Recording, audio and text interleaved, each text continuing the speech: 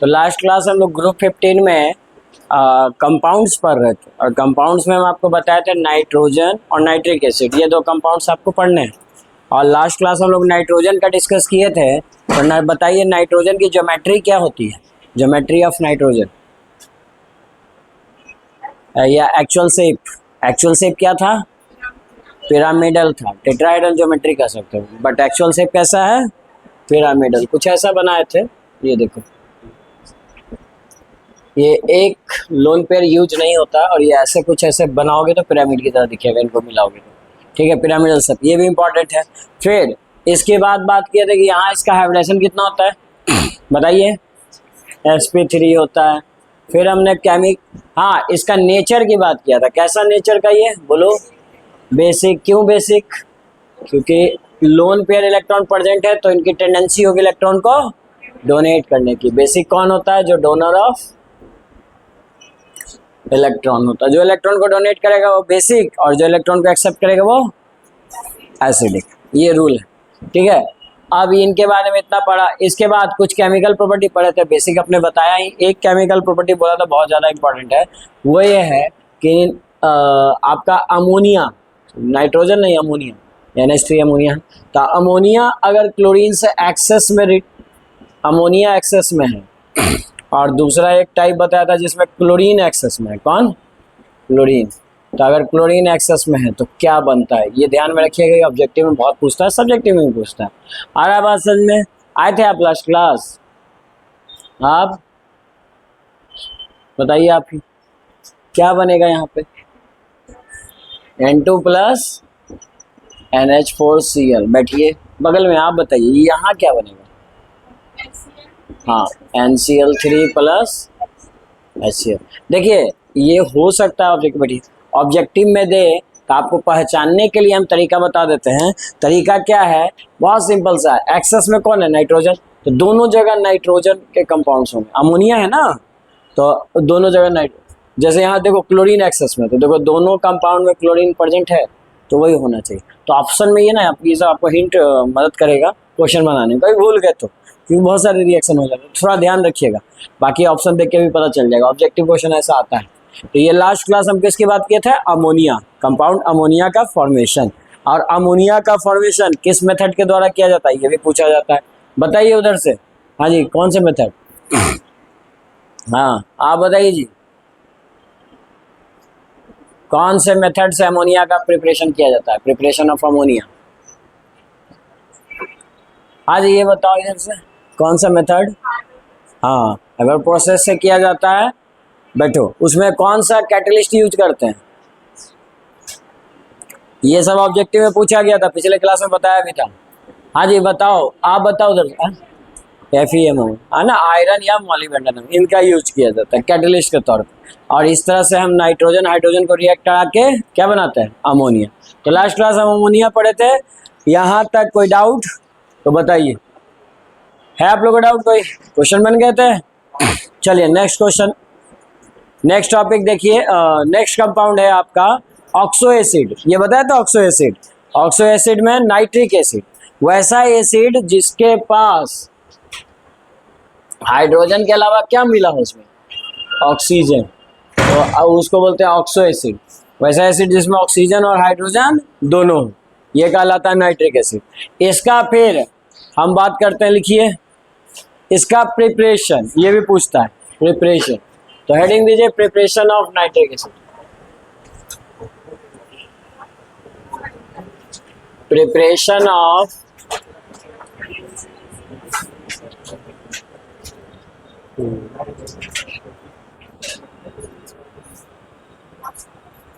Nitric acid.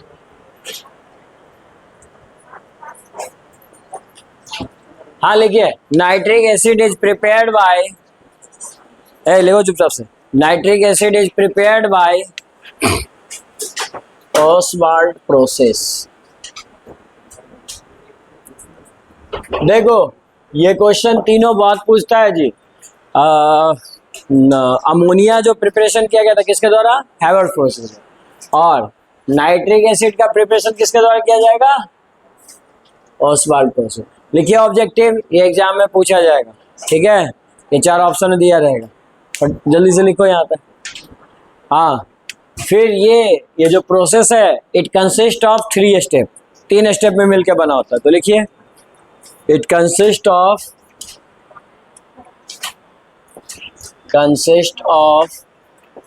3 steps, 3 step होते हैं। लिखिए,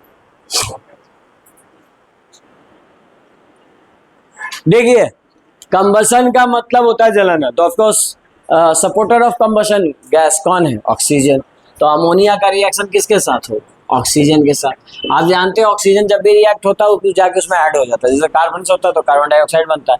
तो यहाँ पे NO और हाइड्रोजन के फॉर्म में अगर ऑक्सीजन ऐड होता है तो वाटर के फॉर्म में एग्जिस्ट करता है, नहीं।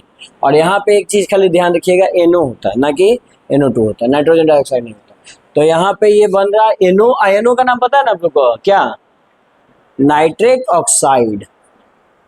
नाइट्रिक ऑक्साइड, 5 नाइट्रोजन के ऑक्साइड का नाम याद करवाया था, उसमें ये भी है। सेकेंड स्टेप में इसको NO2 बनाएंगे, सिंपली इसका ऑक्सीडेशन कर देंगे। Oxidation of NO। देखो डायरेक्ट नाइट्रोजन NO2 में इसलिए नहीं जाता है क्योंकि बहुत लेस रिएक्टिव होता है, तो डायरेक्ट इससे ऑक्सीजन उतने नंबर ऑफ ज़्यादा जुड़ नहीं सकते हैं जैसा CO2 जो जुड़ता था। तो यहाँ पे NO का फिर से ऑक्सीडेशन करेंगे तो ये क्या बना देगा? NO2। यही चाहिए था हमें, नाइट्रोजन डाइऑक्साइड। और फिर इसका हाइड्रोलाइसिस कर दो। क्या कर दो? हाइड्रोलाइसिस। हाइड्रोलाइसिस मतलब रिएक्शन विथ, बोलो। अरे हाइड्रोलाइसिस में किससे रिएक्शन करेंगे? बोलता नहीं है। हाइड्रोलाइसिस मतलब रिएक्शन विथ वाटर। तो इसका जैसा ही हम वाटर से रिएक्शन करेंगे ये हमको क्या दे देगा? क्या बना रहे? 3 स्टेप में तो बन ही जाएगा। तीसरा स्टेप क्या बना के देगा हमको? क्या बना रहे? Nitric acid, HNO3। Nitric acid ये बना के दे देगा। साथ में एक बाई प्रोडक्ट भी निकलता है जिसको बोलते हैं NO निकलता है, नाइट्रोजन ऑक्साइड। आया बात समझ में? तो यहाँ पे हमें नाइट्रिक एसिड का प्रिपरेशन हो चुका है, जिसको डिस्टिलेशन मेथड के द्वारा सेपरेट आउट कर लेते हैं। जो ये ज़्यादा है वो हटा देंगे, ठीक है। अब बताइए, आप ये 3 रिएक्शन लिखोगे, तीनों को क्या करोगे? बैलेंस। जल्दी से फटाक से तीनों को बैलेंस कीजिए खुद से।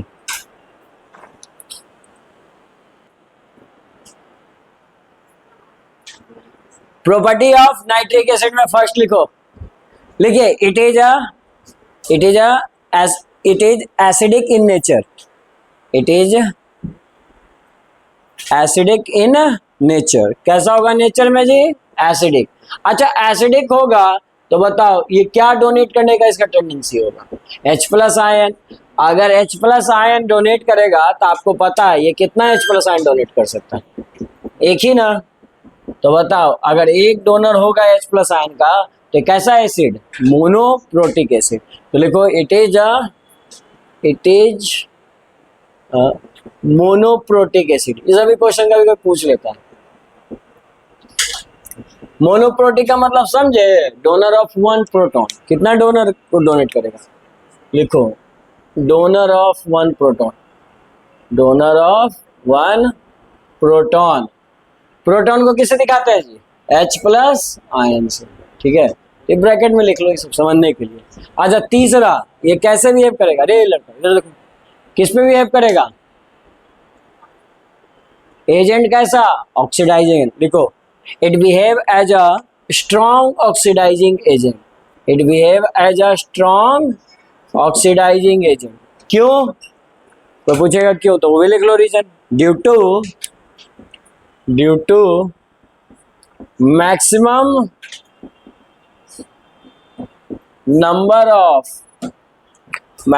Oxidation number of nitrogen, that is +5। +5 में एग्जिस्ट करता है।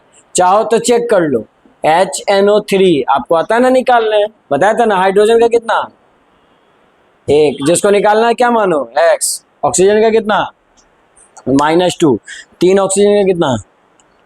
-6 = 0। X - 5 = 0। X = क्या हो गया? +5। किस में एग्जिस्ट कर रहा है? +5 में। अब बताओ ग्रुप 15 वाला कहाँ से कहाँ तक वेरी करता है? प्लस -3। अब बताओ यहाँ पे अगर HNO3 है तो इसका ऑक्सीडेशन नंबर क्या होगा, घटेगा।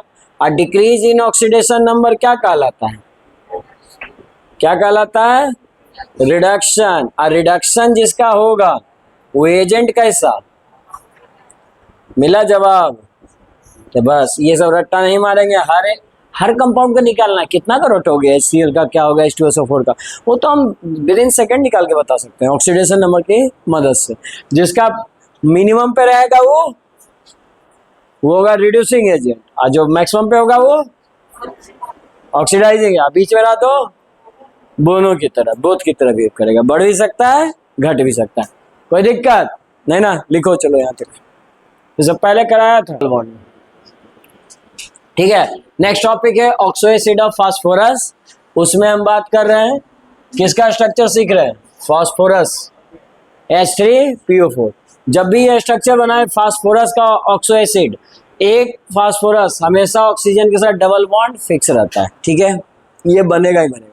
उसके बाद कितने ऑक्सीजन बचे जी, टेट्राहेड्रल स्ट्रक्चर होता है, तो कितने ऑक्सीजन बचे, 3। तो 1 2 3 ऑक्सीजन हो चुके हैं। हाइड्रोजन हमारे पास कितने हैं, 3, तो सबको हाइड्रोजन एक एक दे दो, H नहीं, वो H वाला सिंगल से जुड़ जाएगा। ऑक्सीजन का क्या हो जाएगा बॉन्ड, ऑक्सीजन 2 बॉन्ड से जुड़ता है, ठीक है। तो देखिए यहाँ जैसे ही जोड़िएगा 2 बॉन्ड हो गया ऑक्सीजन का, तो आप डायरेक्ट H लिख ना दीजिए, OH। बोलिए कोई दिक्कत, ऑक्सीजन का भी डबल बॉन्ड हो गया, इधर भी ऑक्सीजन का डबल बॉन्ड हो गया। एक हाइड्रोजन और बचा ना, उसको यहाँ लिख दो।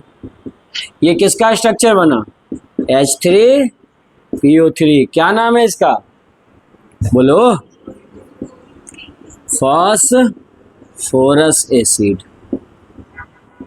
आया बात समझ में, किसी को कोई दिक्कत इसमें नहीं। अब सुनो, इसमें से एक ऑक्सीजन हम रिमूव किए, क्या किए जी, oxygen, removal of 1 oxygen, removal of 1 oxygen atom, एक ऑक्सीजन एटम हटा दिए, ठीक है।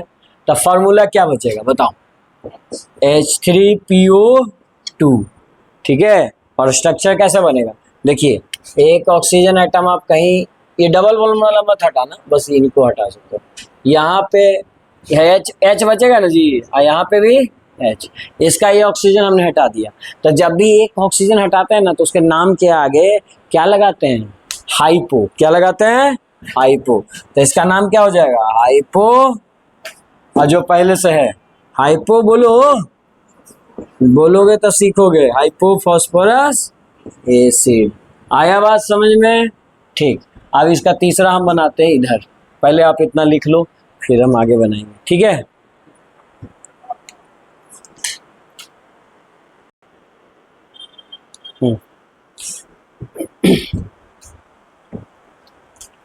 तो यहाँ पर हमने 2 मोल फास्फोरस एसिड लिया, 1 मोल ये 1 मोल ये, बस अंतर यही कि हम हाइड्रोजन को बीच में कर दिया क्योंकि हमको वाटर हटाना है।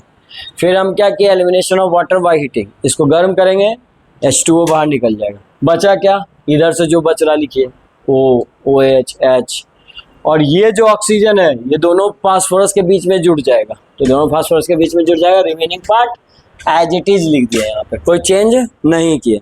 मेरा क्वेश्चन है इसका फार्मूला क्या बनेगा, तो बताइए, देखिए गिनती कीजिए, हाइड्रोजन कितने बचे, 4 बचे।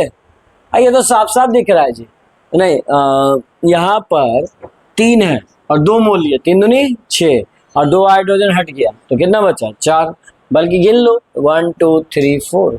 और फास्फोरस तो साफ साफ दिख रहा है, 2 मोल है, दोनों फास्फोरस आ जाएगा, फास्फोरस ऐड होगा, 2 फास्फोरस ऐड होगा। ऑक्सीजन कितना हो जाएगा जी, सिंपल सी तो बात है जी। यहाँ पे कितने हैं, 3 दूनी 6, 2 मोलिक्यूल आए ना, लेकिन उसमें एक ऑक्सीजन किस में चला गया, लॉस हुआ है वाटर में, तो कितने बचे, 5। जोड़िए ना, 1 2 3 4 5 हो गए, ठीक। ये इसका फॉर्मूला बना। अब बात आता है इसका नाम कैसे लिखेंगे। देखिए सुनिए, कभी भी किसी चीज को गर्म करके और वाटर हटाया जाए, गर्म करने से वाटर तो रिमूव होगा ही, लेकिन जब भी गर्म करेंगे और वाटर रिमूव होगा तो उसके लिए एक वर्ड यूज करते हैं पायरो। हीटिंग के लिए क्या यूज करते हैं, पायरो। क्या, पायरो। तो पायरो कौन हो जाएगा, पायरो फास्फोरस एसिड। नाम रटना नहीं है, सब सीक्वेंस समझिए, पायरो फास्फोरस एसिड। बोलिए यहां तक बात समझ में आया या कोई दिक्कत नहीं ना? तो अब हम बात करते हैं किसकी, फास्फोरिक एसिड की। फास्फोरिक एसिड में भी सेम इसी तरह से करके बनाएंगे और सारे नाम आप बताएंगे। सबसे पहला काम फास्फोरिक एसिड का फॉर्मूला बनाए, मतलब बनाइए स्ट्रक्चर, H3PO4 का स्ट्रक्चर बनाएंगे। मतलब हम पूछ रहे हैं आपसे फास्फोरिक एसिड का, कभी कभी ऑर्थो फास्फोरिक एसिड भी बोलता है, ऑर्थो से मतलब नहीं है, फास्फोरिक एसिड, ठीक है। तो H3PO4 का बना सकते हो स्ट्रक्चर, चलो बनाओ जल्दी से, जिसका बन जाए दिखाना। यहाँ तो बनाने देखिए बहुत सिंपल सा तरीका है, जैसे ये किए थे वैसा ही कीजिए। एक फास्फोरस तो डबल बॉन्ड से होगा ही होगा, लेकिन बाकी सब कितने ऑक्सीजन बचे, 3, 1 2 3। अच्छा देखिए यहाँ पे सब हाइड्रोजन में एक, सब ऑक्सीजन के साथ एक एक हाइड्रोजन जोड़ दीजिए, यही स्ट्रक्चर है, टेट्राहाइड्रल स्ट्रक्चर है। देखिए आप ध्यान से, इससे पहले वाले से क्या अंतर पड़ा, एक ऑक्सीजन बढ़ गया तो यहाँ भी ऑक्सीजन ऐड हो गया, बस वही किया। बोलो कोई दिक्कत नहीं। अब इसको, इससे हम रिमूव कर रहे हैं वाटर, इससे एक बार रिमूव किया जाता है, लिखिए रिमूवल ऑफ वाटर। अगर रिमूवल कर रहे हैं वाटर का तो बताइए क्या बचेगा, पहले तो फॉर्मूला बताओ क्या बचेगा। इधर H कितना बचेगा जी, 2 या 1, 2 हाइड्रोजन निकाल चुका है, 1 बचा। फास्फोरस, फास्फोरस तो 1 ही बचेगा, वो 1 ही है। और ऑक्सीजन कितना बचेगा, 3। तो इसका नाम होता है, सिर्फ वाटर हटा दिए कोई गर्म किए बिना, तो इसको बोलते हैं मेटा फास्फोरिक एसिड। क्या बोलेंगे इसका नाम, मेटा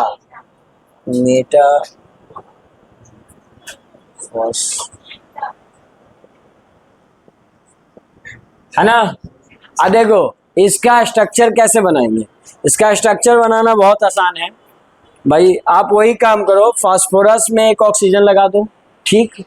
अब बाकी जितने ऑक्सीजन लगाइए, कितने ऑक्सीजन है आपके पास, 1 2 और 1 क्या होगा,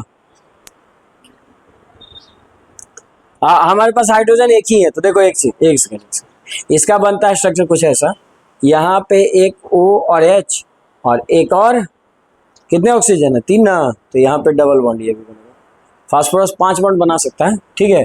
तो यहाँ पे बन गया 2, ये 2 और ये OH, 3 ऑक्सीजन हो चुके हैं, 1 हाइड्रोजन हो चुका है और 1 फास्फोरस हो चुका है। ये किसका स्ट्रक्चर है, मेटाफॉस्फोरस, है ना। ये ट्राइगोनल बाइपिरामिडल बना, ठीक है, तो वो बना लो। और मेन इंपॉर्टेंट ये वाला है, फिर से हम क्या करेंगे, 2 मोल ऑफ क्या ले लेंगे, 2 मोल्स ऑफ H3PO4।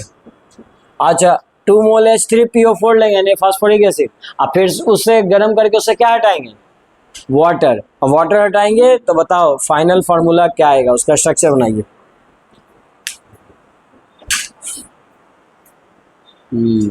सही है।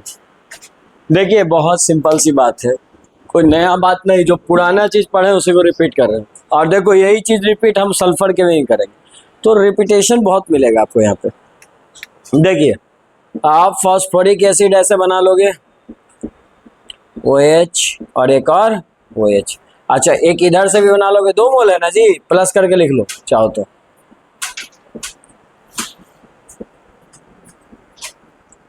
ठीक, अब हम रिमूव करेंगे क्या, H2O निकालना है ना, मान लो यहाँ से हम निकाल रहे हैं ये, तो रिमूवल ऑफ ऑक्सीजन, यानी कि माइनस साइन के साथ मैं लिख देता हूँ। किस तरह से भाई, गरम करेंगे तो यहां से निकल जाएगा, तो क्या बनेगा जरा देखो तो, PO ये बचा, आइए OH, ये वाला OH, ये तो वही रहेगा। यहाँ पे एक ही ऑक्सीजन बचा, यहाँ पे एक ही ऑक्सीजन बचा जो दोनों फास्फोरस से जुड़ जाएगा, और यहाँ पे भी ऑक्सीजन, और यहाँ से फिर से POH। फॉर्मूला क्या आएगा बताइए, जोड़ लीजिए आप लोग, 4 हाइड्रोजन है और फास्फोरस कितने, 2, और ऑक्सीजन कितना आ रहा है, 7। अब बताओ इसका नाम क्या होगा। ये सब रटना नहीं है, हम जान रहे हैं जब जब वाटर हटता है हीटिंग द्वारा क्या नाम आता है, पायरो। पायरो किससे बन रहा है, फास्फोरिक एसिड, तो इसका नाम क्या हो जाएगा, पायरो फास्फोरिक एसिड। लिखिए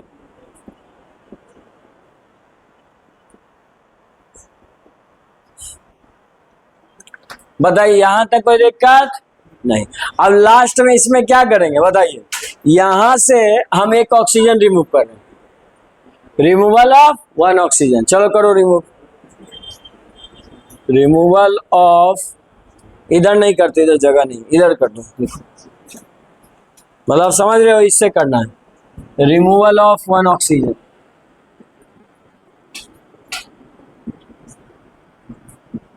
अच्छा एक ऑक्सीजन एटम हटाएंगे, रिमूवल ऑफ 1 ऑक्सीजन एटम, बचाओ फॉर्मूला क्या बचेगा आपको पता है, हाइड्रोजन में फर्क पड़ेगा नहीं, फास्फोरस भी वही रह जाएगा, ऑक्सीजन कितना हो जाएगा, ये। इसका नाम बता सकते हो, ऑक्सीजन हटाते हैं तो क्या नाम आता है देखो, हाइपो, तो यहाँ पे इसका नाम क्या बोलेंगे, बोलो, गुड, हाइपो फास्फोरिक।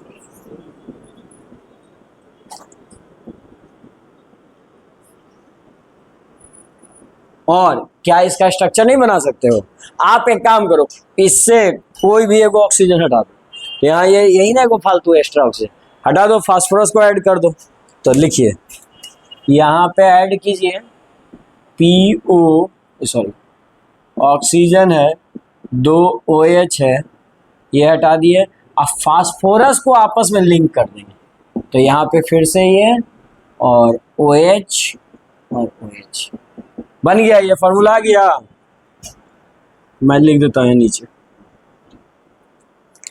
यहाँ पे बना था ये H4P2O6, ये नाम है इसका, ठीक है, और ये इसका स्ट्रक्चर है। तो ये सब स्ट्रक्चर से सवाल कैसा आता है अभी बताते हैं, फिलहाल ये स्ट्रक्चर आप बना लीजिए, कहीं किसी के नाम में कोई दिक्कत नहीं।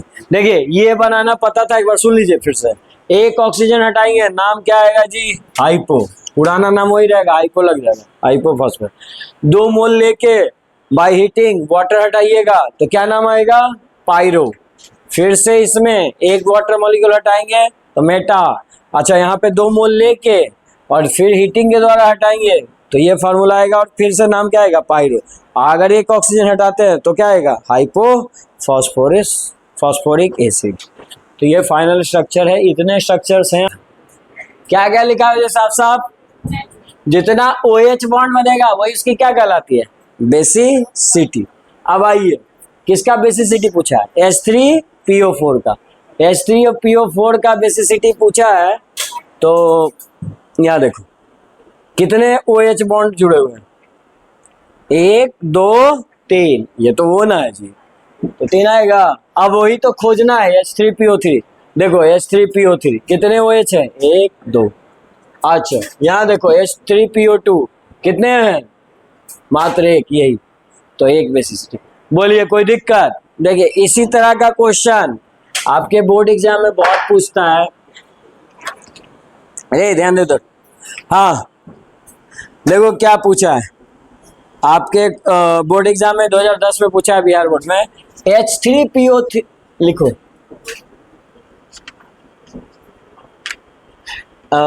बिहार बोर्ड 2010 पूछा है H3PO3 क्या है, इज, और 4 ऑप्शन दिया है, ऑप्शन क्या सुनिए, monobasic acid, dibasic acid, tribasic acid, none of this. हाँ ये इसका बेसिसिटी कितना है, 2, ये क्या कहलाएगा, डाई, नहीं बोले बेसिक एसिड, तो बेसिक एसिड तो ठीक है, उसी को बोलते हैं एक शब्द में बेसिसिटी, लेकिन वो कैसा है, डाई, क्योंकि उसका मोनो बेसिसिटी कितना था, 2। यही क्वेश्चन रिपीट किया है आपको, सुनिए, ये पूछा है आपसे, हाँ 14, ये पूछा है तुमसे 2016 और 17 में बिहार बोर्ड का, सुनिए क्या पूछा, पूछा कि ट्राई बेसिक एसिड कौन है। क्या पूछा है, उल्टा पूछा, ट्राई बेसिक एसिड बताइए कौन है। यही ऑप्शन है H3PO4 H3O4 यही सब है H3PO4। या उल्टा पूछेगा H3PO4 का बेसिसिटी कितना होगा, 3 होगा। ये सब क्वेश्चन आपको ऑब्जेक्टिव में बहुत ज्यादा पूछे जाते हैं। कोई दिक्कत इसमें किसी को आए बात समझ में, तो चलो ये लिख लो और एग्जाम में और क्वेश्चन कैसे आते हैं बताता हूं इस पे।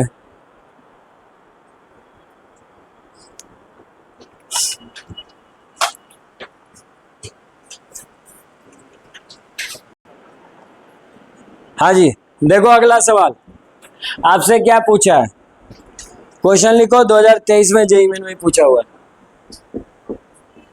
इस स्ट्रक्चर पे स्ट्रक्चर बनाने आएगा तभी बना पाओगे। लिखिए नंबर ऑफ, लिखो जी, number of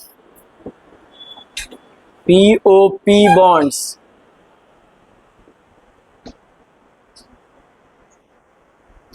number of POP bonds in H4P2O7 बताओ जी कितना होगा, जल्दी बोलो।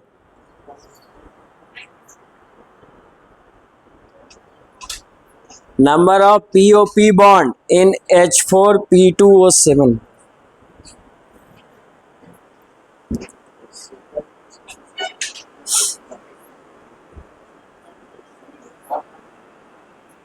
काउंट करके बताइए जल्दी से।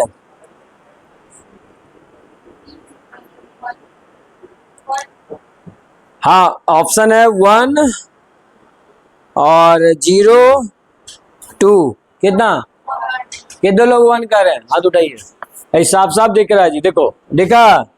आप समझिए स्ट्रक्चर बनाना क्यों जरूरत है, क्योंकि H3PO4 से बनेगा, एगो बटन हटाएंगे तो नहीं साथ आ जाएगा, ये सोचना पड़ेगा थोड़ा दिमाग।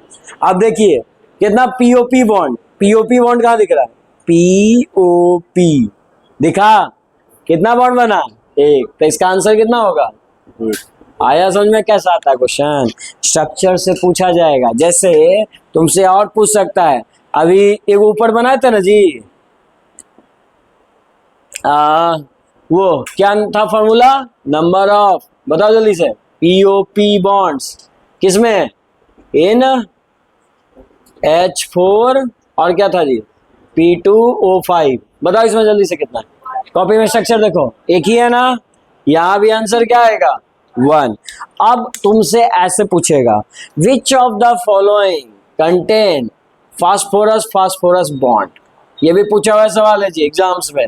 4 ऑप्शन दिया था और पूछा था कि किस स्ट्रक्चर में पीपी बॉन्ड जुड़ा होगा, और 4 ऑप्शन दे देंगे आपको, है ना, H4PO27, b option H4P2O6, c option H4P2O5, d none of these रख लो, बोलो बी दिखा। देखो इसमें एक ऑक्सीजन हटाए थे, तो आपको पूरा स्ट्रक्चर बनाने आए ना आए कोई फर्क नहीं पड़ता, लेकिन पैटर्न समझ जाओ तो आंसर कर सकते हो। देखो यही ना बना रहे जी, आ रहा है समझ में। अब बाकी इन सब स्ट्रक्चर से बता दिया, बेसिसिटी आएगा या कितने, ये ट्राई एसिड है, डाई एसिड है या मोनो बेसिक एसिड है, बताओ मोनो बेसिक एसिड कौन होगा, मोनो बेसिक एसिड आपके ऑप्शन रहे H3PO3, H3PO4, हाँ बोलो, मिला मोनोबेसिक एसिड, या H3PO2, H3PO2 बोले थे ना, जितना OH बॉन्ड जुड़ा है वही बेसिसिटी कहलाता है। तो यहाँ पे आंसर क्या लिखोगे, H3PO2, यहाँ साफ साफ दिख रहा है, देखो ना ये एक। आया समझ में ये सब क्वेश्चन, ये सब क्वेश्चंस एग्जाम्स में डायरेक्ट पूछे जाते हैं। जेईई नीट में 2023 में भी पूछा है, 24 में भी पूछा है, बना लोगे ऐसे क्वेश्चन, हाँ बोलता नहीं है, हाँ तो लिखो इतना। इसके अलावा देखो 2022 में फिर से पूछा है सेम क्वेश्चन, पहले इतना लिखो फिर अगला क्वेश्चन कराते हैं, इसी पे बेस्ट है सब स्ट्रक्चर। हाँ तुम लोग के चक्कर में भी छूट गया। नंबर ऑफ पीओपी बॉन्ड्स इसमें बनेंगे 6, ये स्ट्रक्चर आपका पढ़ाया हुआ आप देख लीजिएगा, ठीक है। अब बात रहा ये आपका होमवर्क है। अब बात हमें लास्ट क्लास में हम क्या क्या पढ़े, आज के क्लास में क्या क्या पढ़े थे एक बार रिवाइज कर लेते हैं। ये आपको घर पे भी इस तरह से करना चाहिए, ठीक है। 5 मिनट में रिवीजन करते हैं हम लोग, जो आप 15 मिनट में करो, थोड़ा सा लिख के कर लो और क्या, ठीक है। तो बात करते हैं आज ज़्यादा टॉपिक कहाँ ही पढ़े हैं। आज क्या क्या पढ़े थे, ग्रुप 15 कंप्लीट हो गया, 16 कल से करेंगे। तो पहला चीज़ क्या पढ़े, प्रिपरेशन ऑफ नाइट्रिक एसिड। पहला ऑब्जेक्टिव किससे प्रिपरेशन करते हैं, ओसवाल प्रोसेस से। दूसरा ये मेथड में कितना स्टेप्स होते हैं, 3। पहला स्टेप में क्या करते हैं, कोशिश करो कॉपी बिना देखे बोलो, कंबशन ऑफ NH3, अमोनिया का कंबशन किया था, NO मिलता था। NO से बात नहीं बनेगा तो उसका ऑक्सीडेशन कर दो, तो दूसरे स्टेप में ऑक्सीडेशन किया तो क्या मिला, NO2। हमेशा इक्वेशन को बैलेंस करना आपकी जिम्मेदारी है, ठीक है। थर्ड स्टेप में क्या करेंगे, इसका रिएक्शन वाटर के साथ, तो क्या बन जाएगा, नाइट्रिक एसिड। तो नाइट्रिक एसिड हमें मिल गया। नाइट्रिक एसिड की अगर प्रॉपर्टी की बात करें तो क्या क्या प्रॉपर्टी है, पहला प्रॉपर्टी बताइए, एसिडिक नेचर। दूसरा मोनो, और तीसरा मोनोप्रोटिक एसिड है। और ये ऑक्सीडाइजिंग एजेंट है, क्यों, स्ट्रॉन्ग ऑक्सीडाइजिंग एजेंट है, क्यों, हाईएस्ट यानी मैक्सिमम ऑक्सीडेशन स्टेट में रहता है, ठीक है। और उसके बाद हमने पढ़ा oxo acid. Oxo acid of phosphorus मतलब कि जिसमें हाइड्रोजन के अलावा ऑक्सीजन भी रहे। और मेन 3 लोग बड़ा इंपॉर्टेंट है, ये और ये। देखो 4 ऑक्सीजन रहेगा फॉस्फोरिक एसिड, 3 ऑक्सीजन रहेगा फॉस्फोरस, और 2 ऑक्सीजन रहेगा हाइपोफॉस्फोरस एसिड। 1 ऑक्सीजन हटाते हैं हाइपोवर्ट लगाते हैं, 2 मॉलिक्यूल जोड़ दो और उससे 1 वाटर हटा दो तो क्या लगाते हैं, हीटिंग के द्वारा, तो पायरो लगाएंगे और ये नाम लिखेंगे। इन सब में बॉन्ड पे क्वेश्चन बहुत डायरेक्टली पूछा जाता है, इन सब में कोई मेहनत नहीं है, ये आप डायरेक्टली विद इन सेकंड जवाब दे सकते हो। थोड़ा सा स्ट्रक्चर पे एक बार पेन उन चला लीजिएगा, आ रहा बात समझ में। और अगर यहाँ पे, हाँ, अब बेसिसिटी क्या होता है, जितना OH बॉन्ड होता है, अगर OH बॉन्ड यहाँ पे H3PO4 में स्ट्रक्चर देखो 3 OH बॉन्ड है तो बेसिसिटी कितना होगा, 3, यानी कि इसको ट्राई बेसिक एसिड कहेंगे। कैसा एसिड, ट्राई बेसिक एसिड। इसमें 2 OH बॉन्ड है, देखिए 1 और 2, अगर 2 हैं तो क्या कहेंगे, डाई बेसिक। ये सब एग्जाम में पूछा हुआ क्वेश्चन है, ठीक है। इसको क्या कहेंगे, मोनोबेसिक, यहाँ लिखा हुआ मोनोबेसिक। बोलिए इतना ही तो पढ़े, कितना टाइम लगेगा रिवीजन करने में, मान लिया 5 मिनट में बोले, आप थोड़ा लिखिएगा 15 मिनट लगेगा। अरे बस में तो हर सब्जेक्ट को कम से कम डेली कसम खाओ 1 घंटा पढ़ोगे। केमिस्ट्री 1 घंटा भी पढ़ोगे ना बाबू, हम गारंटी देते हैं आपका 1 नंबर का एग्जाम में नहीं छूटेगा।